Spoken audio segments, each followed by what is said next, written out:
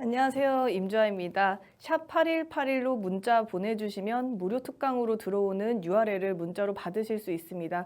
샵 8181로 꼭 문자 주셔서 링크 받으시길 바랍니다. 오늘은 2500선을 향해 가고 2500선에 안착한 우리 지수를 바라보았을 때 과연 어떤 종목을 사야지 증시가 살짝 조정을 받더라도 내 종목이 바로 밀리지 않을까 고민이 많이 되실 텐데요. 이제는 줄인이든 주른이든 간에 공시로 투자 포인트를 찾아서 공시의 작은 포인트들로도 돈을 버실 수 있는 타이밍 어떻게 하면 잡으실 수 있을지 주아와 함께 찾아보도록 하겠습니다. 사실 주식시장에 필요한 게 한 4가지 정도가 있을 것 같습니다. 첫 번째로는 시황, 그리고 두 번째로는 리포트, 그리고 차트, 공시 4가지가 중요하게 될 텐데요. 아마 여러분들도 이런 시황으로 주식을 하는 게 어떤 면에서는 도움이 되지만 직접적으로 도움은 안 된다는 느낌은 받으실 수 있을 겁니다. 돈이 어디로 가는지 시황을 통해서, 그러니까 실제 상황이잖아요. 시황을 통해 알 수는 있지만 그것으로 어떤 종목이 오르는지는 알 수 없고 강력한 테마가 오늘 어느 종목으로 많이 수급이 몰린다 정도까지밖에 확인이 안 되실 겁니다. 그래서 주식 투자를 지금같이 고점에서 계속 증시가 상승하고 있는 과정에서는 시황 가지고는 뭔가 임팩트 있게 종목 하나 딱 쓸래가기 힘들죠. 그리고 리포트 부분입니다. 리포트를 사실 보시면 너무 많은 리포트가 하루에도 몇십 개씩 쏟아져 나오고 있기 때문에 그 중에서도 각각 종목별로 목표 주가가 실제로 거기 도달하는 게 있고 안 하는 게 있는데 그걸 하나하나 다 선별해서 보시기도 굉장히 개인 투자자분들은 어려우실 수 있습니다. 하지만 중요하긴 하겠죠. 왜냐면 리포트가 나와야지 그 애널리스트가 리포트가 나와야지 영업부에서 세일즈를 할 수 있고 그러면 개인 수급이 생겨나고 펀드가 수급이 생기고 하기 때문에 이거 존재 자체는 중요하지만 여기서 종목을 내가 뭘 사야 될지는 많이 막막하실 수 있을 거라고 생각이 듭니다. 차트만 보는 거는 사실은 주식을 하는 데 있어서 차트에 너무 의존하는 것도 문제긴 하지만 또 아예 안 보고 갈 수는 없죠. 거래량으로 타이밍을 잡으실 수 있는데 굉장히 중요한 포인트지만 그렇다고 해서 이 수많은 차트들을 아침에 종목 수가 너무 많아서 어떤 걸 잡아야 될지 많이 난감하실 겁니다. 그러다 보면은 보통 공시는 어떤 타이밍에 보시냐면 내가 산 종목에 물렸을 때 공시를 들여다보시는 분들이 많이 계신데 사실은 뉴스 기사와 공시의 포인트 하나만 가지고도 어느 타이밍에 사야 될지를 충분히 알아볼 수 있고 내가 산 타이밍이 갈 타이밍인지 안 갈 타이밍인지도 사실 공시에서 포인트를 보면 알 수가 있는데 기본적으로 이런 부분 포인트를 잘 알려주시는 분들이 그렇게 많지는 않은 것 같아서 오늘 제가 준비를 해봤습니다. 주식을 사서 물려 있을 때만 보통 찾아보시고 어떤 부분은 돈이 되고 어떤 건 돈이 안 되고 어떤 건 더 내려오려고 하는 내용이고 어떤 건 더 올라가려고 하는 내용인데 거기에 대해서 감이 전혀 없으신 분들은 앞으로는 오늘을 들어도 휘발성 정보로 휘 날아가서 기억이 안 날지언정 다시 한번 반복해서 보시거나 메모를 하셔가지고 어떤 공시에 어떤 포인트가 나오면 내가 어떻게 움직여야 될지 계획을 세우셔야 할 지금은 그런 시점이죠. 그래서 최근 그렇습니다. 이제 그러니까 경기가 안 좋아지면 정부가 돈을 풀게 되고 그 돈을 풀면 정부 정책이 주도해서 가는 시장인데 이게 비단 우리나라만 그런 것이 아니고 전 세계적으로 마침 코로나가 터진 바람에 조금 더 돈이 많이 풀려서 아무래도 전체적으로 정부 정책이 시장을 주도를 하고 있다 보니 정말 좋은 점은 특정 종목이 예전에는 무슨 호재가 나오기 전에 주식이 먼저 가고 공시가 나중에 나오는 현상이 있었는데 요즘은 공시가 먼저 나오고 또 더 가는 그런 장세거나 혹은 뉴스에 의해서도 충분히 추가 상승이 가능한 시장입니다. 그래서 이런 시장이 의외로 개인 투자자들이 투자를 하시기가 굉장히 편안하신데 지금 시점에서는 지수가 너무 고점이기 때문에 더 고점을 향해 가더라도 조금 이것만으로는 좀 부족한 느낌 드실 겁니다. 그래서 정부 정책 주도의 시장에서는 정책 뉴스와 수혜를 볼 관련주를 잘 알아야 되는 건 당연하고 정책의 수혜를 볼 종목의 공시를 열어보는 게 포인트가 되겠습니다. 그리고 공시의 움직임을 통해서 어떤 순서대로 나오느냐에 따라서 상승을 어느 타이밍에 들어가서 사놔야지 다음 나오는 공시에 공시에서도 내가 보유를 해야 될지 팔아야 될지 혹은 다음 공시 나올 때까지 조정을 충분히 기다려봐도 될지 물을 타도 될지를 결정할 수가 있습니다. 그래서 이런 포인트들이 우리에게 지금 시점에선 좀 필요한 시점이라고 봅니다. 공시에서 많이 등장하는 건데요. CB, BW, EB, 유상증자 네 가지가 있는데 이거 네 개 다 보통주를 기반으로 하는 우리 같은 개인 투자자들, 후순위 주식을 사는 투자자들이 우선주로 들어오는 채권이 들어왔을 때 과연 어느 타이밍에 혹은 무엇이 찍혔을 때 내가 사서 돈이 벌릴지를 잘 알아야 되는데요. 일단 이 네 개 중에 어떤 거는 주가가 공시가 나와도 더 갈 내용인 거고 아닌 것들이 있는데 일단 순서대로 설명을 한번 드려볼게요.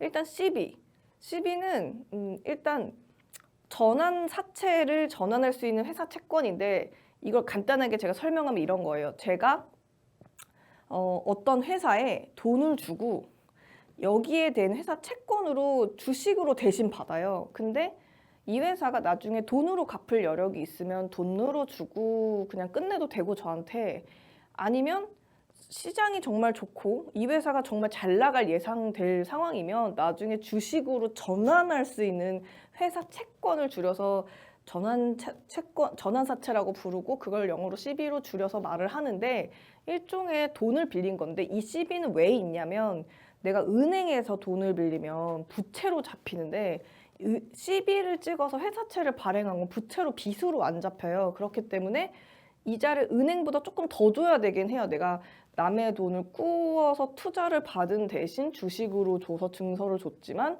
주식으로도 바꿀 수 있고 그냥 돈으로 갚을 수도 있는데 분기별로 이자는 은행 이자보다는 조금 더 4, 5, 6%를 줘야 되는 게 CB인데 이런 CB가 많이 거래될 때가 언제냐면 일단 제로금리일 때가 거래가 많습니다. 왜냐하면 돈들이 은행에 놔둬봤자 이자가 안 생기니까 안정적인 회사채에다가 어떻게든 돈을 꼽으려고 하죠.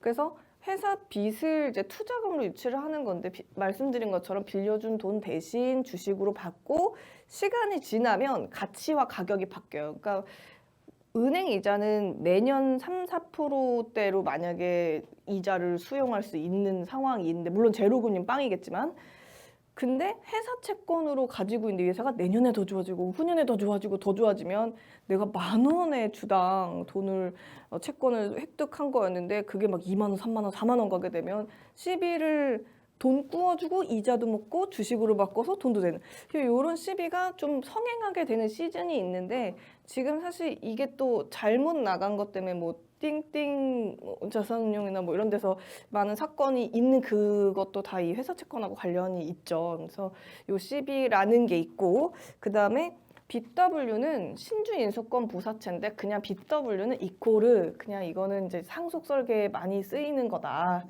우리 그 일일 연속극 드라마 같은 데 보면은 우리 아들이 이 주식을 획득하기 위해서 뭐 주주 의결권을 어쩌고 저쩌고 이 주식이 새로 찍어서 어쩌고 뭐 이런 드라마의 많은 소재에 나오는 게 바로 이 BW인데 신주 인수권 부사채라고 해가지고 신주를 인수하는 권한을 부가적으로 하는 회사채인데 이게 뭐냐면 예를 들어 제가 상장사 회장님이에요. 제가 이제 아들을 하나 낳았어요. 그럼 우리가 갖고 있는 주식은 구주죠. 옛구자 써서 구주를 가지고 있는 건데 우리 아들내미가 지분을 더 늘리고 싶어요. 그러면 신주식을 찍는 권한을 돈 주고 사는 건데 일종의 어떻게 생각하시면 좀 쉽냐면 주식을 인수할 내 아들에게 권리를 부동산 권리금처럼 삼자에게 팔아도 되는데 내가 아들에게, 아들이 내 손자에게 또에게 그 애들에게 팔 수 있는 권한이라고 이해를 하시면 될 텐데 보통 만약에 내가 우리 아들한테 그 BW를 줬다고 쳐볼게요. 그러면 얘는 저한테 100만 원 주고 사간 거죠. 그러면 나한테 만약에 신주를 더 갖고 오고 싶으면 돈을 더 주면 돼요. 그러면 언제든지 신주를 찍어서 가져갈 수 있으니까 10살일 때 늘려도 되고 30살일 때 늘려도 되고 뭐 이런 게 BW라고 생각을 하고 계시면 되겠습니다. 그래서 BW가 발행됐다는 얘기는 아 주식 수가 더 늘어나는 구조구나. 근데 주가가 오르면서 늘어나는 건지 그냥 늘어나는 건지는 상황을 봐야겠죠. EB라는 게 있습니다. 요즘 사실 기사에 굉장히 많이 나오기 때문에 이게 뭘까? 왜냐면 CBBW는 들어보셨을 때 EB는 생소하게 들어보셨을 거예요. 이게 뭐냐면 교환사채라는 건데 예를 들어 이런 거예요. 제가 회사가 하나 있었어. 엄마 모 회사야. 근데 자회사가 하나 더 있어. 그러면 내가 얘랑 주식을 교환한 사채를 찍는 건데 만약에 새로운 돈 주인이 나한테 투자를 해서 내 주식을 가지고 있어요. 100만 원어치 예를 들면. 근데 그 주식이 내 자회사 주식까지 교환할 수 있는 권한이 있는 거예요. 약간 교환증 같은 느낌? 그래서 이 교환 이 사채 EB가 요즘 굉장히 많이 있어요. 그걸 설명하기 전에 이게 예를 들면은 모 회사가 지금 방금 설명한 것처럼 제가 예를 들어 모 회사면 채권을 갖고 있는데 원할 때 자회사에 투자해서 거기가 갖고 있는 주식까지도 가져갈 수 있는 채권인데요. 요즘 EB가 굉장히 성행을 하고 있어요. 자세히 또 설명을 드릴게요. 그 다음에 네 번째로 유상증자는 뭐냐면 유상증자는 쉽게 설명하면 조금 가볍게 설명을 하면 이런 거예요. 제가 만약에 자녀가 있는데 걔가 저한테 엄마 나 옷 사게 돈을 줘. 그러면 내가 돈을 주면 옷을 사서 없어지는 거죠. 근데 엄마 나 저축하려고 돈을 줘. 그래서 돈을 100만 원 줘서 저축을 해버리면 돈이 쌓여 있는 거죠. 보통 유상증자는 쇼핑하려고 사려고 하는 돈이라고 생각하면 되게 이해가 쉬워요. 뭐냐면 유상으로 추가 주식을 발행해서 설비 투자 돈 쓰려고, 운영비 돈 쓰려고, 신사업 진출 돈 쓰려고 할 때 많이 찍는 돈들이고요. 유상증자가 내가 내 식구 먹여 살리기 위해서 유상을 증자하는 경우도 있지만 보통 우리의 스몰캡 유상증자들은 다른 사업을 하고 싶은 사람이 100억을 들고 200억을 들고 내 회사에 유상증자로 들어와서 여기서 사업을 상장사 상태에서 영위를 하려고 들어오는 유상증자가 많이 있죠. 그래서 이 유상증자 같은 경우에는 삼자배정 유상증자라는 게 있는데 이걸 설명을 쉽게 하려면 이런 거예요. 일단 임주환의 상장사에 이 300억 가지고 들어올 사람이 주식을 미리 구주권을 장중해서 사. 그러면 얘와 이 사람하고 우리 관계는 삼자 배정 관계가 될 수 있어요. 얘는 제 주식을 갖고 있는 거잖아요. 그 상태에서 제가 이 사람에게 내 주식을 구주를 갖고 있는 얘한테 유상증자를 허가하노라. 이렇게 이해하시면 굉장히 쉬운데 이 삼자 배정 유증의 특징이 뭐냐면 보호예수가 보통 1년 걸리는데 락업이 걸리는데 안 걸리는 것들이 있어요. 한 달짜리도 있고 2달짜리도 있고 3달짜리도 있어요. 근데 요즘 신규 상장주에서도 많이 보호예수가 짧은 것들이죠. 뭐 한 달, 2달, 3달 그런 것처럼 보호예수 기간이 짧은 애들도 있다라는 거를 참고를 하시면 좋겠는데 자 그러면 CB 돈 빌려주고 돈으로 갚아도 되고 달달이 이자 나오면서 주식으로 전환도 되는 거. BW는 우리 아들내미 상속 개념 언제든지 돈만 넣으면 신주가 바로 나오는. 그다음에 EB는 내가 누구에게 투자를 받으면 이 채권이 나의 자회사들까지 주식을 교환할 수 있는 약간 교환증 같은. 유상증자 남이 들어오든 내가 돈을 어떤 약간 쇼핑의 개념. 그러니까 뭔가 살기 위해서 돈이 들어오는 거다. 이 네 가지 중에 어떤 공시가 돈이 많이 주가가 갈 수 있냐? 그러면 저는 EB하고 지금 현재 증시 상황에선 유상증자만 주가를 상승하게 할 요인이라고 봐요. 최근에 한진칼이 3천억 규모 교환사채 EB 찍었다는 얘기거든요. 네, EB를 찍었는데 대한항공에 대해 자금 대여를 해가지고 사모 교환사채를 발행을 결정했는데 좀 이따가 이 사모 파트 제가 어떤 경우에 주가가 오르고 내리는지 또 설명드릴게요. 이런 걸 하겠다 이랬어요. 그래서 발행대상자 사는인데 이자가 있고 교환해서 밑에 자회사까지 다 영위할 수 언제든지 할 수 있는 걸로 들어온대요. 그러니까 무지 이득을 보기 위해서 들어오는 거죠. 돈 넣고.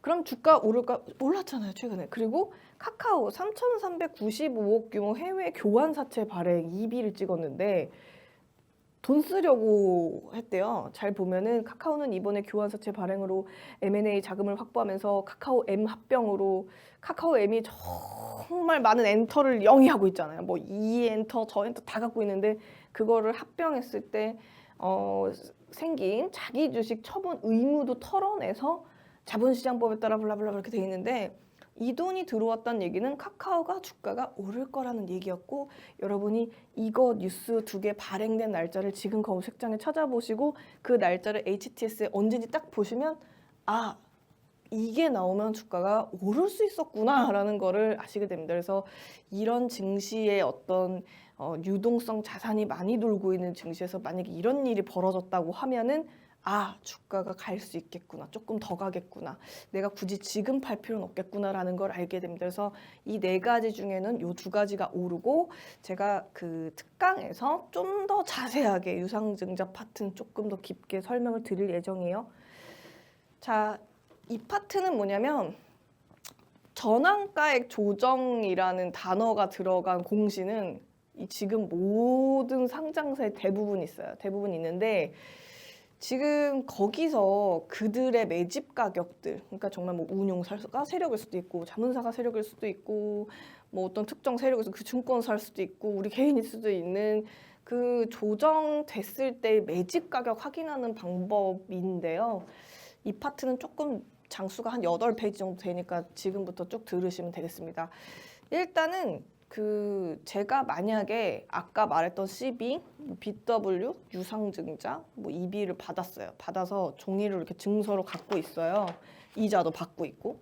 근데 이게 예를 들어서 원래가 10,000원이라고 쳤을 때 주가가 뿅뿅뿅 떨어져서 8,000원으로 하락한 거예요.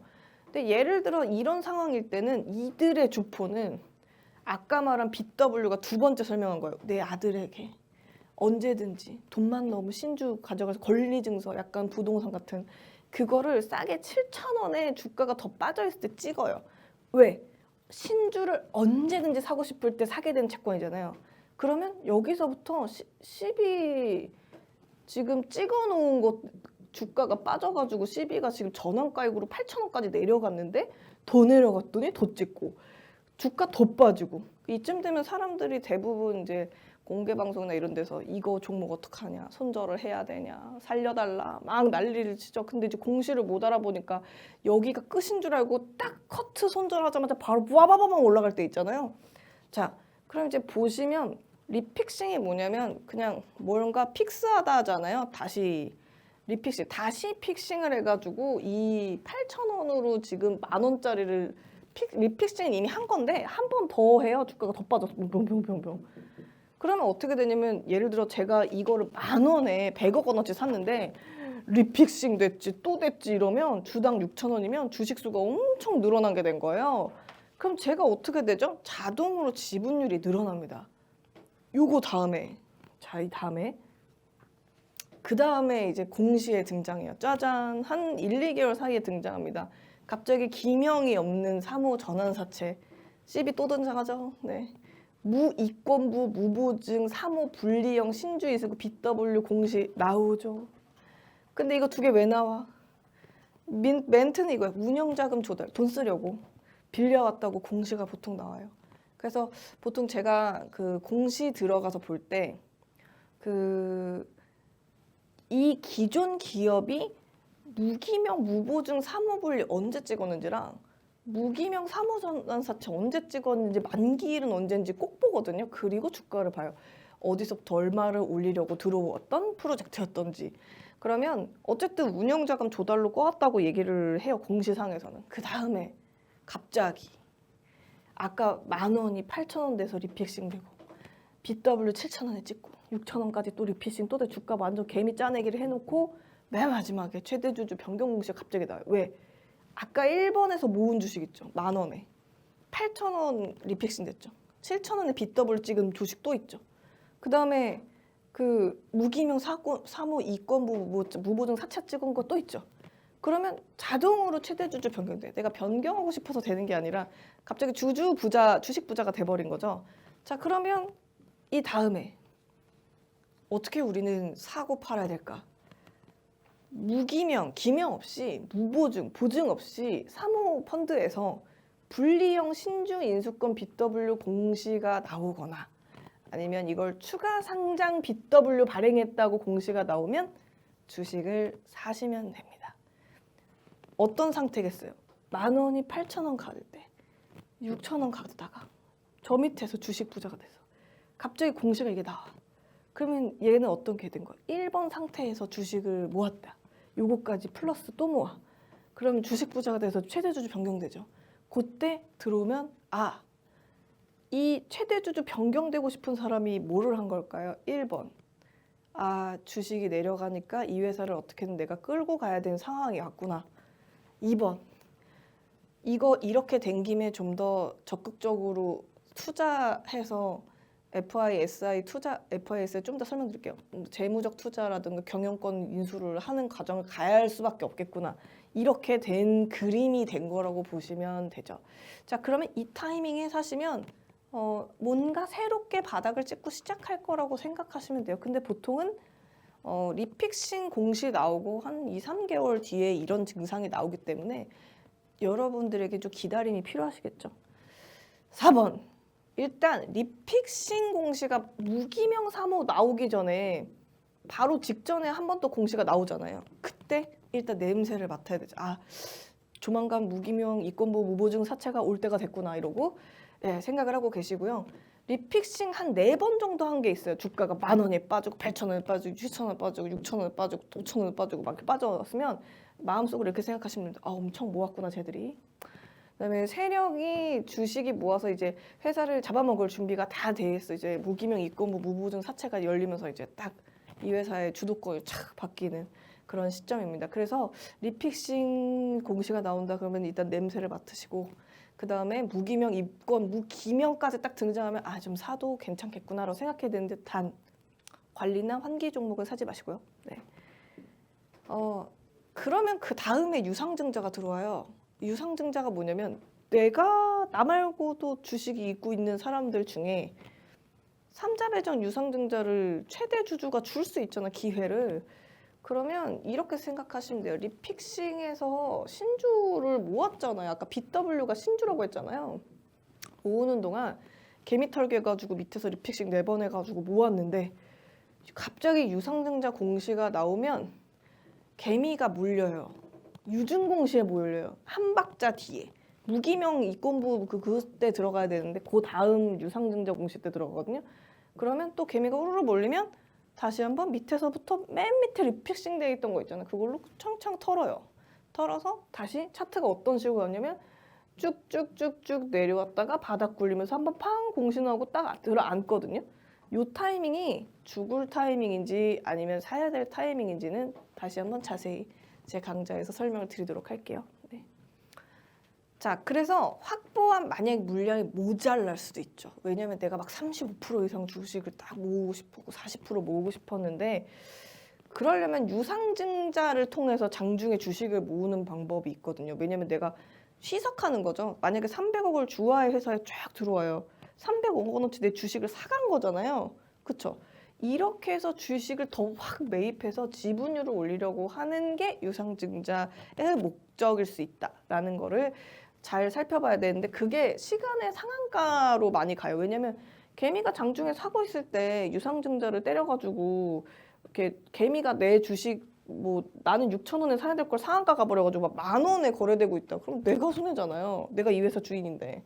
그러니까 결국은 시간의 상한가를 많이 노리는데 무기명 이권부가 만약에 공시에 나와 있다. 그럼 몇 달 뒤 안에도 시간의 상한가 한 번 정도는 기회가 있을 수가 있어요. 그래서 갑자기 시간으로 왜 저렇게 상한가가 올라가지 하는 거는 다 앞단에 이런 이슈를 공시에서 이렇게 냄새를 맡으실 수가 있다. 리픽싱에서부터 벌써 준비를 하셔야 된다. 그리고 아까도 말씀드렸지만 유상증자는 물량을 확보하려고 내가 지금 이 종목이 더 가기 위한 어종의 레디 상황이다.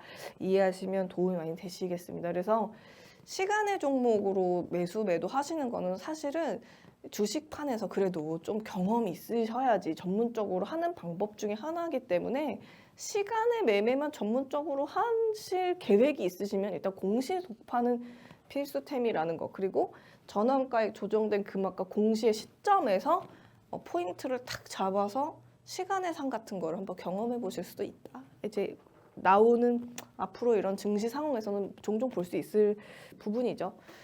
자, 이 불성실 공시 법인인데 제가 사실 이 방송에 이거를 태우는 거를 고민을 진짜 많이 했어요. 왜냐면 일단 기본적으로 나쁜 애는 나빠요. 네, 나쁜 애는 나빠. 나쁜데 나쁜 애가 좋을 수도 있다라고 설명 오해하실 수도 있어서 다시 한번 말씀드리지만 불성실 공시 법인이 불성실해 보여서 뭔가 이득을 취하려고 하는 건지 진짜 불성실하신 건지 그거를 제도를 이용한 건지 정말 그냥 불성실 그냥 나쁜 애인 건지 변별을 잘 하셔야 되는데 제가 이 파트 설명드리는 거는 물리신 걸 탈출하는데 도움이 되시라고 하는 거지 나쁜 애들 중에 골라서 먹거리를 찾아라 이런 건 아니에요. 이렇게 뭐 그렇게 버려진 걸 주워 드실 필요는 없으니까요. 그래서 보시면은 코스 딱 1년 동안 이 성실히 하지 않은 애들,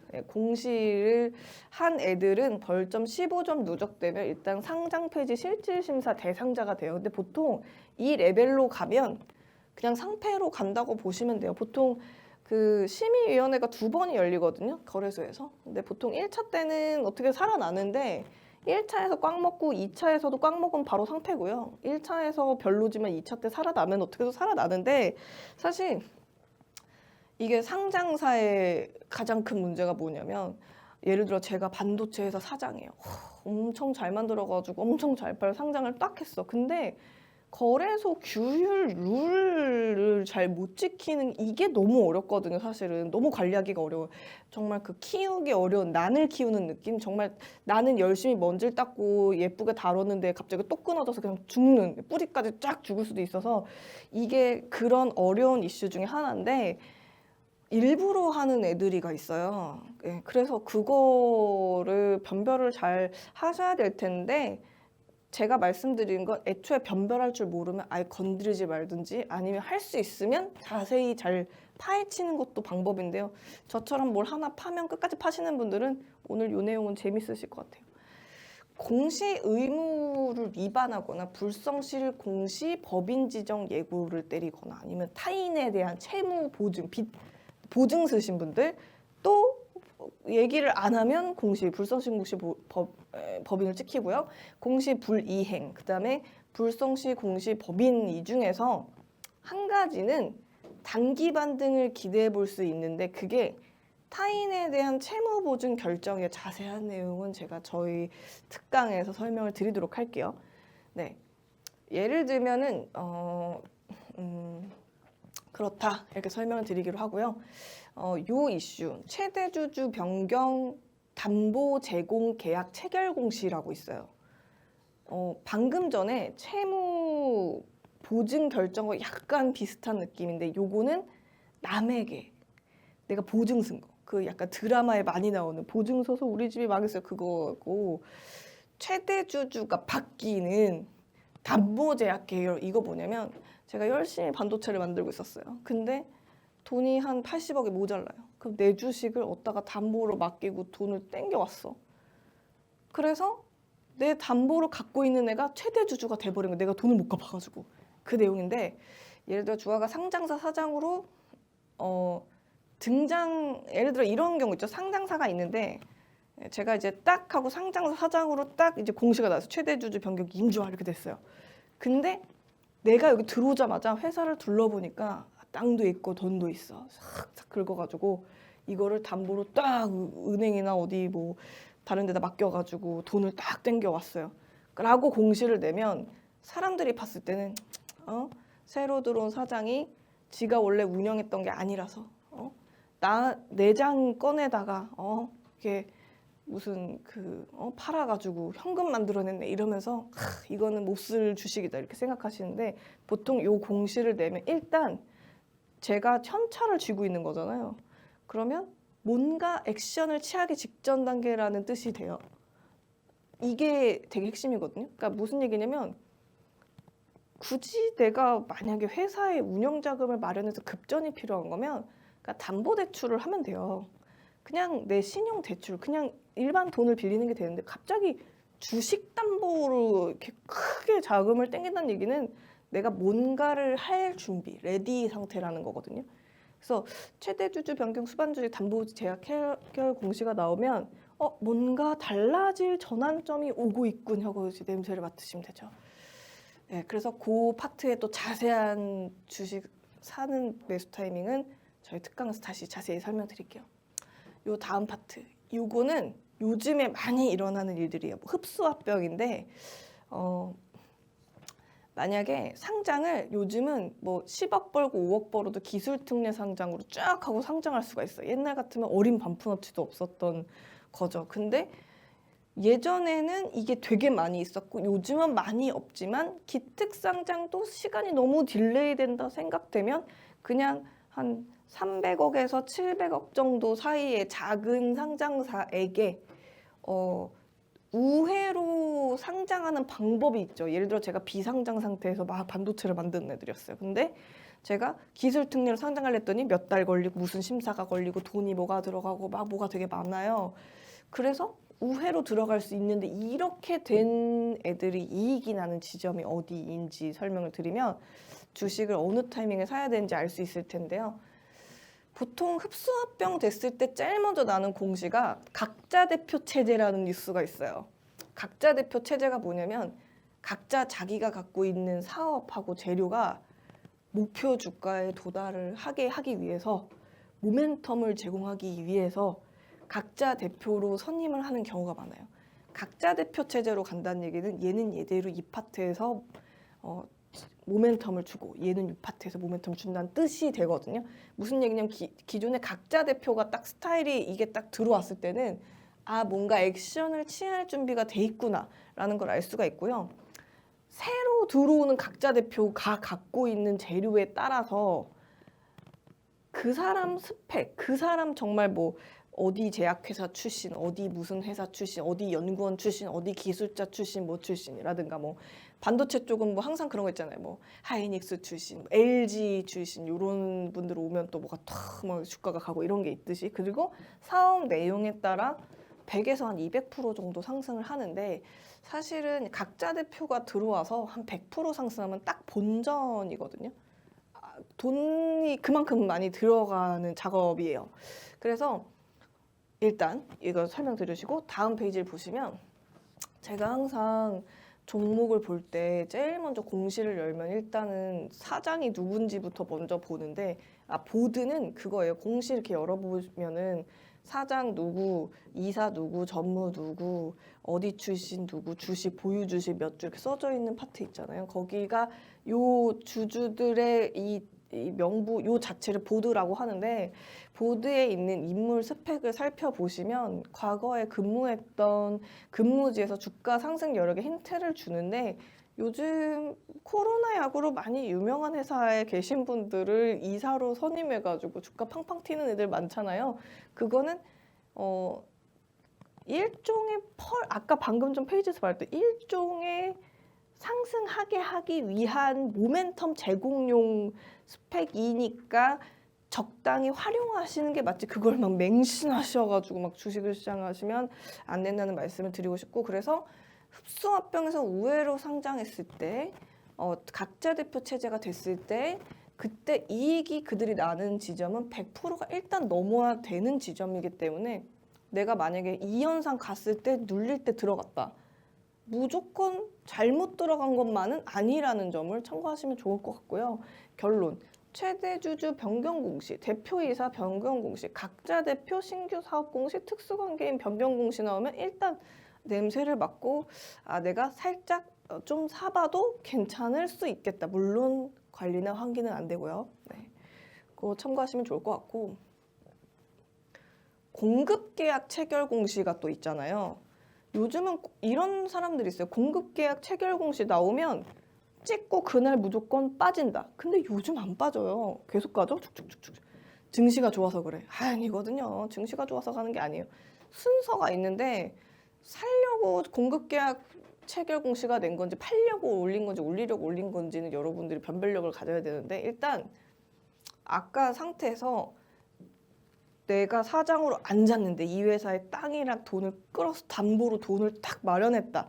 이것도 인수 자본이라던가 자본 준비가 된 거잖아요. 아니면 유상증자를 막 쿵 하고 300억, 500억씩 받은 것도, 혹은 이비로 아까 교환사채, 교환증 같은 걸로 돈을 막 3천원씩 받은 것도 일단 레디 상태인 거잖아요.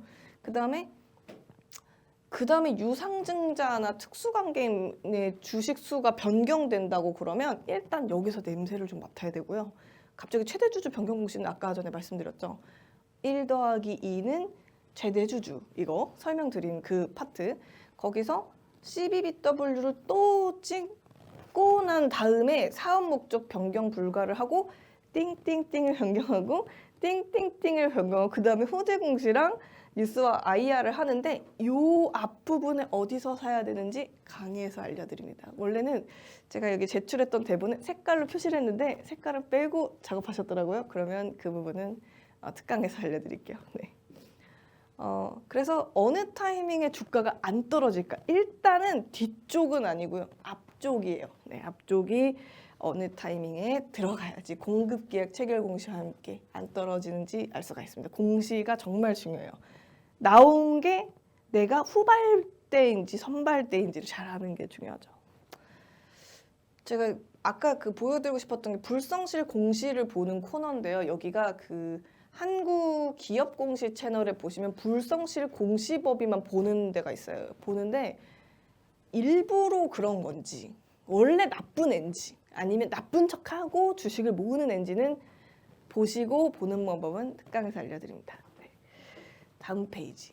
이거 제가 자주 보는데 KRX 거래소 감시 통합 포털인데, 여기 보시면은 지분 현황에 들어가셔가지고 보고서 종류별 지분 공시 현황인데, 여기 1개월 한 6개월 정도로 해가지고 다 체크하셔가지고 조회를 하면 여기 보시면 줄었는지 늘었는지를 알 수 있어요. 최근에 보시면 뭐 라운피플, 율총화학, 뭐 K탑 리츠 뭐 쭉쭉쭉 이렇게 있는데, 여기서 이 지분을 늘린 타이밍이 이비 유증 전인지, 무기명 전인지, 리픽싱 전인지 아셔야 돼요. 찾아보세요.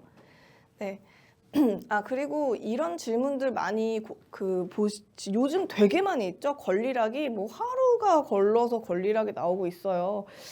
이럴 때 권리락을 어떻게 해야지 이득을 보는지 알려드리면, 기존 주주들에게 주주 배정 유상증자에 참여하라고 갑자기 막 이렇게 카톡 아니면은 문자 이런 걸 거예요.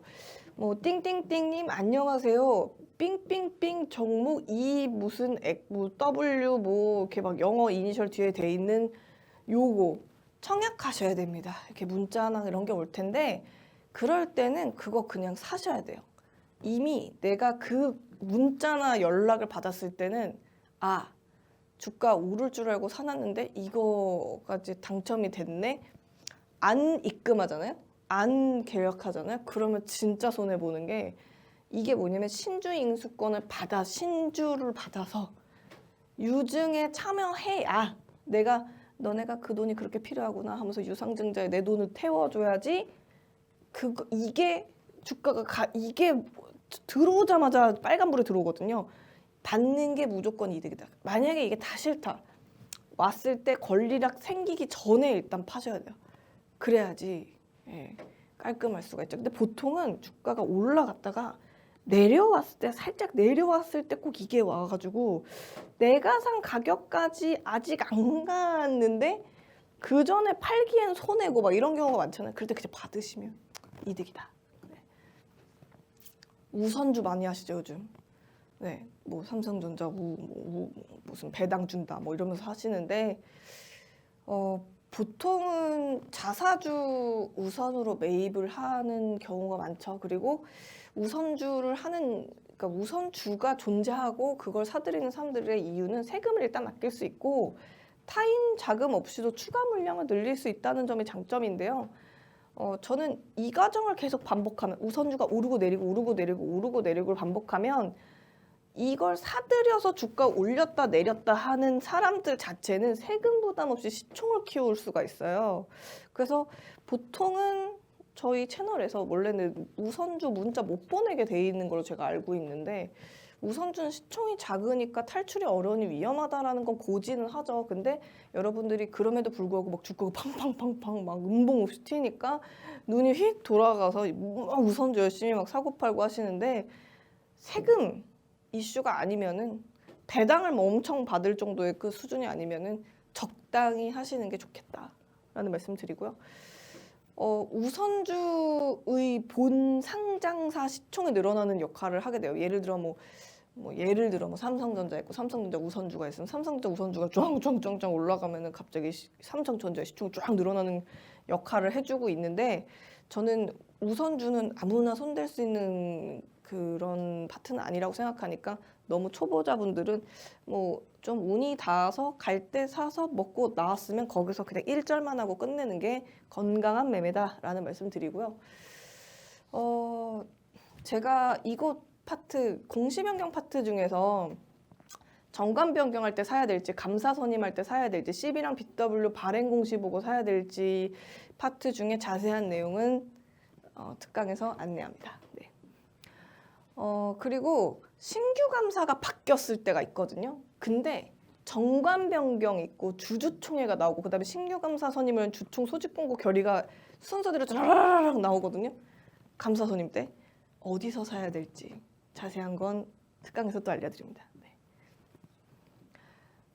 그리고 관리 종목은 일단 결론, 아무나 풀 수 있는 거 아니에요. 정말 회계랑 이 거래소법이랑 이 상장사 관련된 법을 완전 빠삭하게 깨야 되는데 정말 그걸 성공한 팀 많지 않겠죠? 그래서 주가가 오르는 애가 있고 주가가 안 가는 애가 있고 관리를 못 푸는 경우도 있어요. 그래서 다양한 경우가 있는데, 관리 종목인 것 자체는 사실 만질 수만 있으면 그들은 이득이죠. 근데 관리 종목 상태에서 갑자기 CB랑 BW가 찍힐 때가 있어요. 아까 채권 발행, 돈 주고 돈 받고 뭐 이거 하는 거 곧 망할 것 같은데 막 관리를 받고 있는데, 근데 그때 발행하면 이 상장사가 관리 종목 상태니까 아유 돈 빌려줘 감사합니다, 더 많은 이자를 드리겠어요 막 이러면서 이자가 되게 높죠. 단기 이자를 먹으려고 들어와요. 네, 그래서 그 부분 더 자세한 뒷부분은 특강에서 알려드릴게요. 네.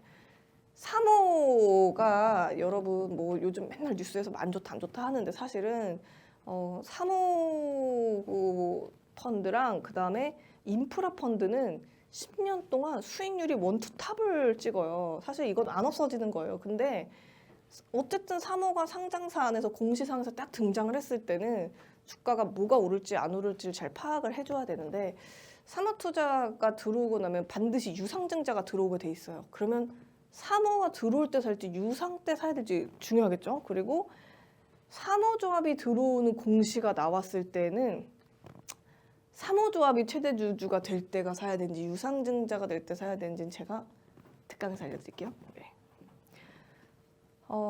그 인수합병 공시 절차가 있어요. 인수의향서, 애무유체결, 상세실사, 계약체결. 이게 뭐냐면 너 살 생각 있냐? 나랑 일단 구두 계약을 맺자. 위약금 없는 상세실사. 일단 예를 들면 현대자동차다. 그러면 자동차 볼트 너트가 몇 개인지 세는 거죠. 이런 거 실사. 그 다음에 야 M&A 하자. 계약을 체결해. 자산 양수과의 평가보고서는 뭐냐면 이거는 계약금만 넣는 거지 완료료는 아니고요. 이거 뭐냐면 회계법인한테 3억 5억 주고 우리 회사 주당 3만 원이냐 5만 원이냐 평가보고서 달라는 거. 공정위 심사를 거쳐서 잔금 납입하고 이사회 고칠 공시하면서 이제 인수합병이 새로 되는 거잖아요. 이 과정에서 어디에서 사야 되냐? 요때 사면 일단 망. 주가 이미 가 있고요. 여기서 잘못되잖아요. 바바바바바 하니까 막 먹어요. 그래서 요 둘 중에서 사야 되는데 자세한 거 무료 특강에서 안낼게요. 기업이 회사를 인수하는 이유가 있거든요. 인수하는 이유는 일단 라지캡은 1조 이상 되는 회사들인데 시총 늘리려고 사는 거예요. 구입 자체가. 그래서 왜 애플 그 리포트 같은 데 보면은 뭐 애플이 회사를 사는 이유는 뭐 시가총액을 늘리기 위함이다. 뭐 이렇게 나와 있잖아요. 사업 자산 평가를 좋게 받기 위함이다. 주가가 빠져도 우리는 자회사에 그런 탄탄한 매출액이 있다. 이런 걸 얘기하고요. 스몰캡이랑 미들캡은 스몰은 1,000억에서 3,000억대가 스몰캡이고 3천억 초반부터 이제 1조 미만 한 8천억까지 미들이라고 잡으면 얘네들이 회사를 사는 이유는 일단 주가를 올리기 위함이에요. 뭔가 회사를 샀다.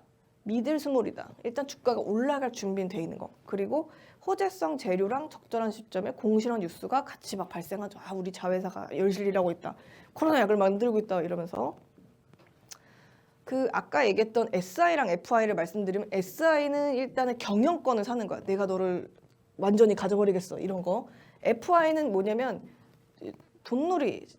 약간 돈놀이, 돈 넣고 돈 먹기, 돈 넣고 돈 먹기. 내가 너를 가지고 싶진 않지만 돈만 넣고 딱 이득만 보고 나오는 그건데 SI 같은 경우에는 회사 안에 사람들을 내 맘대로 막 좌지우지 주무르면서 휘둘러서 새로운 막 사업판을 막 벌리기 위해서 하는 건데 SI는 성공하기가 정말 힘들어요. 하는 것보다 안 하는 게 더 나은 게 더 경우가 많거든요. 그래서 경영에 전반적으로 책임을 져야 하기 때문에 시간이 오래 걸리고 머리가 아픔. 특히 그 동양매직 M&A 건이 그런 거죠. 전자레인지가 지금까지 이렇게 많이 팔릴 1인 가구가 늘어나기 전까지 한 3년 동안 진짜 힘들었다고 네이버에 이렇게 검색창에 찾아보시면 사례를 많이 알 수 있을 거고요. 보통 1년 정도 소요되는 경영권 인수 SI 기획이면 한 120% 올라가도 본전이에요. 그러니까 120%까진 간다는 얘기죠. 그래서 경영권 인수 이슈가 있잖아요. 뭐 어디 뭐 어떤 타이어 회사라든가 우리나라 큰 뭐 항공 회사라든가 이런 거 있을 때는 아, 요 정도는 가겠고 이게 본전이구나를 아시면 될 것 같고 돈만 넣고 돈만 먹는 재무적 투자는 지분만 가지고 체제주주로 등극해가지고 터치를 안 하는 케이스들이에요. 근데 이런 게 가볍게 움직이긴 좋죠. 왜냐면 돈만 넣었으니까 돈만 빼고 나오면 되니까 깔끔한 정리가 될 수 있잖아요. 서로 얽힌 게 없어서. 그래서 이런 경우는 재무도 별로고 사업성도 별로고 완전 적자인데도 막 지분을 사들이는 FI가 들어왔다는 얘기는 그냥 가볍게 움직이니까 돈만 넣고 돈만 먹으러 나온 것이다. 이렇게 참고하시면 될 것 같고 보통 이런 경우도 있어요. 시총이 조그마한데 뭐 2, 3, 400, 500억인데 내용이 명확하지가 않은데 대량으로 막 매수가 일어나고 있다. 이거는 회사의 미래에는 관심이 없고 적은 돈으로 배팅해서 손익분기점만 남겨먹고 빠져나가고 싶다는 의지를 드러낸 거죠.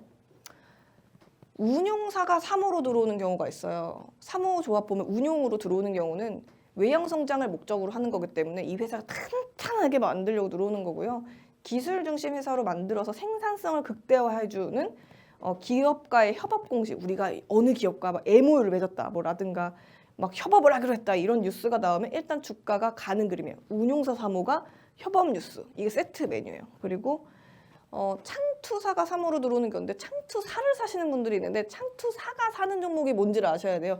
창투사가 산 3호 종목이가 가는 건데 걔네가 들어오는 이유는 걔 시총을 늘리려고. 시총 늘어난다면 뭔 얘기죠? 주가 오른다는 얘기죠. 시총을 늘리는 일만 해요. 그래서 인수기업 타당성 검사하고 투자를 집행하고 대주주 지분을 막 사기 시작하거든요. 그리고 창투사 자체가 들어오면 걔네 경영권 지배는 SI는 안 한단 말이에요. 그래서 3호로 들어오는 거예요. 돈만 넣고 돈만 벌고 시총만 늘리고. 그래서 창투사 3호는 일단 주가가 간다. 창투사가 3호 펀드로 사는 게 뭔지를 찾아야 돼요. 찾을 수 있어요, 여러분들은. 그리고 벤처 캐피탈이 3호로 들어오는 애들은 진짜 투자하는 거 아니고 이자 먹기요. 뭐 띵띵 벤처 투자 상장사도 있죠. 어디 이렇게 큰 증권사 계약. 그 애들이 투자한 회사다. 우리 회사 좋습니다. 뭐 요즘 뭐 스타트업 이런 드라마에서도 보잖아. 뭐 벤처 캐피탈 VC가 들어와서 어쩌고 막 이러는데 이자 받으려고. 그러니까 계속 그 남주인공이 돈이 되는지 돈의 가치가 뭔지 돈 얘기하잖아요. 왜? 이자만 먹으려고. 그래서 CB나 BW 이자 받아서 원금 보존하고 이자 놀이 하고 싶어서 오는 거니까 벤캐가 VC로 들어간다. 높. 주가 높.